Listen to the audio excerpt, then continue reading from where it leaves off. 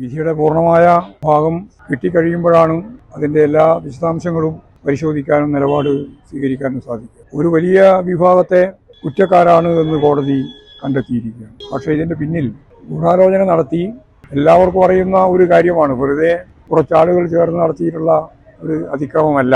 അതിൻ്റെ പിന്നിൽ പ്രവർത്തിച്ച ശക്തികളുണ്ട്. അതിൻ്റെ ഗൂഢാലോചന ഇപ്പോഴും തെളിയിക്കപ്പെട്ടിട്ടില്ല എന്നാണ് കോടതി വിധിയുടെ ഭാഗമായി പരാമർശിക്കപ്പെട്ടിട്ടുള്ളത്. സ്വാഭാവികമായും അതിജീവിതക്കൊപ്പമാണ് ഗവൺമെന്റ്. ഇന്നേ അവരെടുത്ത എല്ലാ നിലപാടുകളും അങ്ങനെയാണ്. ആ നിലപാടിന്റെ തുടർച്ച എന്ന നിലയിൽ സ്വാഭാവികമായും അടുത്ത സ്റ്റേജിലേക്ക്, അടുത്ത കോടതിയിലേക്ക് പോകേണ്ടി വരും. അങ്ങനെ അതിജീവിതയ്ക്കൊപ്പം തന്നെ നിൽക്കും. അത് ഏതറ്റം വരെയും പോകാൻ തയ്യാറാണ് എന്ന ഗവൺമെന്റിന്റെ നിലപാടിനോടൊപ്പം തന്നെയാണ് CPIM എല്ലാ കാലത്തും ഉറച്ച നിലപാട് സ്വീകരിച്ചിട്ടുള്ളത്. ഈ കേസിന്റെ വിധി വന്ന പശ്ചാത്തലത്തിൽ ഭാഗികമായിട്ട് പ്രതികൾ ശിക്ഷിക്കപ്പെട്ടു. പക്ഷേ ഇതിന്റെ ഉത്തരവാദികൾ ആരാണ് ഇതിന്റെ ഗുണഭോക്താവ് എന്ന കാര്യം തെളിയിക്കപ്പെട്ടില്ല എന്നാണ് പറയുന്നത്. പ്രോസിക്യൂഷൻ തീർച്ചയായും അപ്പീൽ പോകുമെന്ന കാര്യത്തിൽ എനിക്ക് യാതൊരു സംശയമില്ല. ഗവൺമെന്റ് ആ നിലപാട് തന്നെ സ്വീകരിക്കും. CPIM ഉറച്ച നിലപാടാണ്. അതിജീവിതക്കൊപ്പമാണ്. ആ നിമിഷം മുതൽ ഇന്ന് വരെ നാളെയും അങ്ങനെ തന്നെയായിരിക്കും. അതെ, പോലീസ് ഒത്തുകളിച്ചിട്ടുണ്ടെങ്കിൽ ഇങ്ങനെയല്ലല്ലോ സംഭവം ഉണ്ടാകും. ദിലീപ് ഉൾപ്പെടെയുള്ളവർക്ക് ജയിൽ കിടക്കേണ്ടി വന്നല്ലോ. ആരായാലും അവരെ സംരക്ഷിക്കപ്പെടില്ല ഈ ഗവൺമെന്റിന്റെ കാലത്ത് എന്നാണല്ലോ അതിന്റെ ഒരു ഗ്യാരണ്ടി. അതാണ് ഇതിലും കൃത്യമായ നിലപാട് ഗവൺമെന്റിന് സ്വീകരിക്കാൻ സാധിച്ചിട്ടുണ്ട് എന്ന് ജനങ്ങൾക്കെല്ലാം ബോധ്യമാവുന്നു. അപ്പോൾ അതിജീവിതക്ക് അനുകൂലമായ നിലപാടാണ് ഇതേവരെ എടുത്തത്. നിയമയുദ്ധത്തിന്റെ ഭാഗമായിട്ട് സുപ്രീം കോടതി വരെ പോയതും അതിജീവിതക്കൊപ്പം നിന്നുകൊണ്ട് ഗവൺമെന്റ് തന്നെയാണ്. അപ്പോൾ ശരിയായ രീതിയിലുള്ള നിലപാട് സ്വീകരിച്ചുകൊണ്ട് ഗവൺമെന്റ് മുന്നോട്ടേക്ക് പോകും എന്ന് തന്നെയാണ്.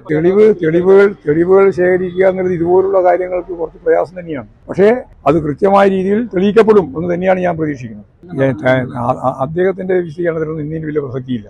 എല്ലാ ക്രിമിനലുകളെയും നേരിട്ടുകൊണ്ടാണ് പോലീസ് കേരളത്തിൽ പ്രവർത്തിക്കുന്നത്. അതെല്ലാവർക്കും അറിയാം, പകൽ വെളിച്ചം പോലെ അറിയുന്ന ഒരു കാര്യമാണ്. അതുകൊണ്ട് ഈ കേസിന്റെ വിധിയെ യഥാർത്ഥത്തിൽ ഗൂഢാലോചന ഉൾപ്പെടെയുള്ള കാര്യങ്ങൾ തെളിയിക്കപ്പെടുന്നതിന് വേണ്ടിയുള്ള തുടർച്ചയായ പ്രക്രിയയിലേക്ക് നമുക്ക് പോകേണ്ടി വരും. അതുകൊണ്ട് അതിന് അപ്പീൽ പോവും. ഗവൺമെന്റ് അതിന്റെ ഒപ്പമാണ്, അതിജീവിതക്കൊപ്പമാണ്.